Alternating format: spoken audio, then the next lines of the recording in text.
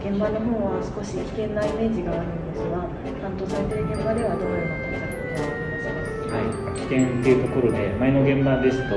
施工するにつれて高さが高くなっていく構造物を作っていたので、墜落転落の災害が予想されてました。